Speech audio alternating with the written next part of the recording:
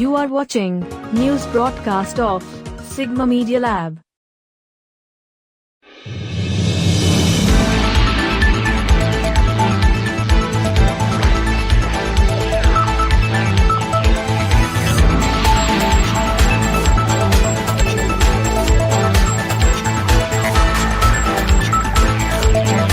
Nabarangpur District, Odisha. Puri Hawada Vande Bharat Express train was officially launched today by the Honorable Prime Minister Mr. Narendra Modi. The DRDA Conference Hall in Nabarangpur hosted the memorable virtual inauguration on this particular occasion.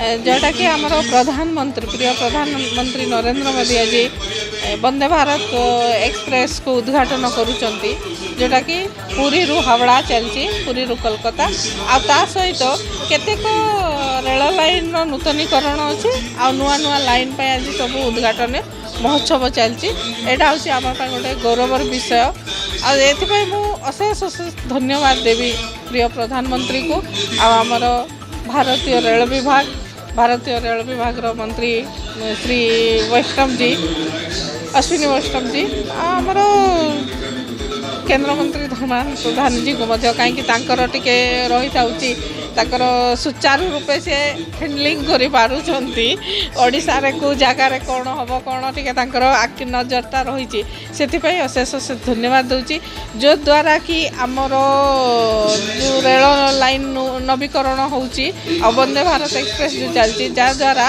लोक मैंने स्वरोजगार स्वावलंबी हो पारे रोजगार टिके मिल पार लोक सुविधा सुजोग मिल पार लोक आराम से यातायात करें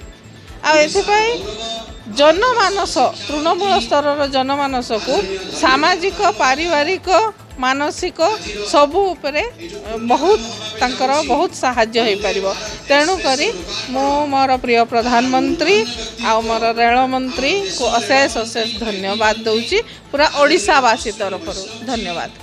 वंदे भारत एक्सप्रेस पुरी रु हावड़ा आज उद्घाटन होची यशस्वी प्रधानमंत्री उद्घाटन करेंगे अल्प समय पर मु समस्त को साधुवाद देवी धन्यवाद देवी रेल मंत्री अश्विनी वैष्णव जी केंद्र मंत्री शिक्षा मंत्री श्री धर्मेंद्र प्रधान जी ओडिशा को गुरुत्व दे रेल क्षेत्र में पाखापाखि वंदे उत्कल एक्सप्रेस वंदे भारत एक्सप्रेस 8,000 कोटी ऊर्ध्व टंका आज देइचंदी ओडिशा रे 100% रेलवे ट्रैक को वैद्युतिकरण करा जाउची रेलवे लाइन को आज संबलपुर कटक अनेक रेल लाइन दोहरीकरण एवं अत्याधुनिक रेलवे स्टेशन तैयार कर दौटी मु ओडिशावासी को अभिनंदन जनावा सहित केंद्र मंत्री एवं यशस्वी प्रधानमंत्री को हार्दिक अभिनंदन जनाउछि धन्यवाद।